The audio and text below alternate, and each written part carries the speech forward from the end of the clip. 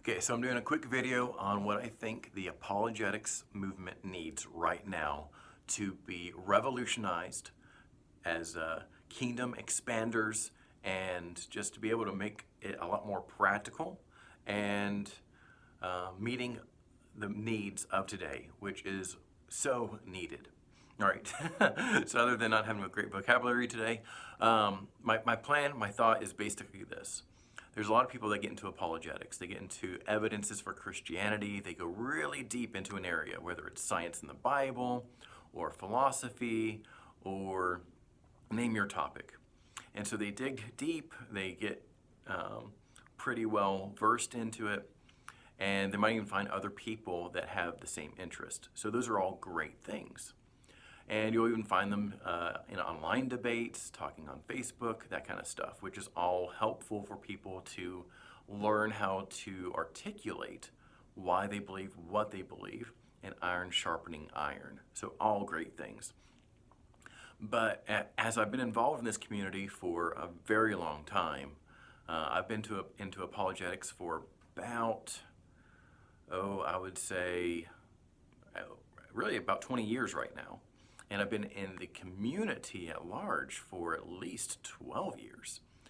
The thing that I really see as a need is one, we need to move beyond content. We need to move beyond people being able to articulate the cosmological argument or the teleological argument or the minimum facts argument for the resurrection. Those are all good things to know, but we need to step beyond that. The step beyond that is, one, better communication. We need to learn how to communicate these things in a more relatable way. And I think that is huge because a lot of times it's not about being able to form an argument and teach people how to, what the difference is between abductive and deductive and inductive.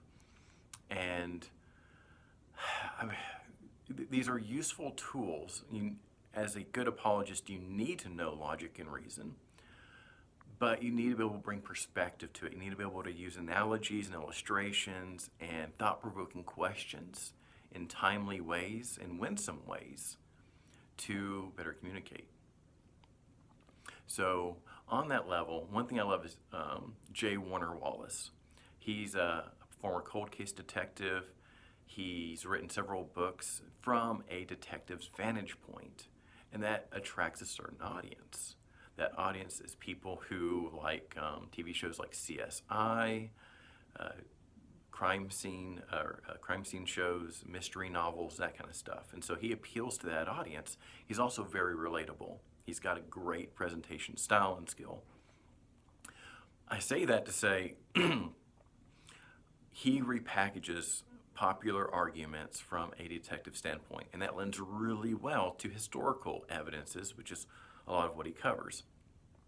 He also goes into science, which also goes well into the forensic sciences.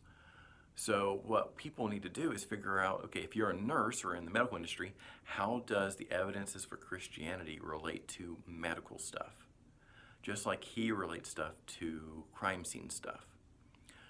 If you're into NASCAR, how does it relate into car racing stuff? If you're into, name your affinity group, there's a way to relate a lot of this stuff back to it. Repackage it, practice it on some like-minded friends and get some good feedback. And then you have that in your toolbox to pull out when you're talking to somebody and be able to relate this back to Christianity and evidences for belief.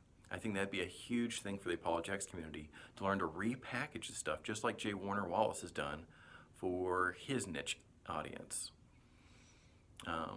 Another big thing we need is community. We need like-minded people where we can stretch each other, bring perspective and wisdom, and help each other think through these things before going to the atheist forums or trying to target a certain audience that might be hostile.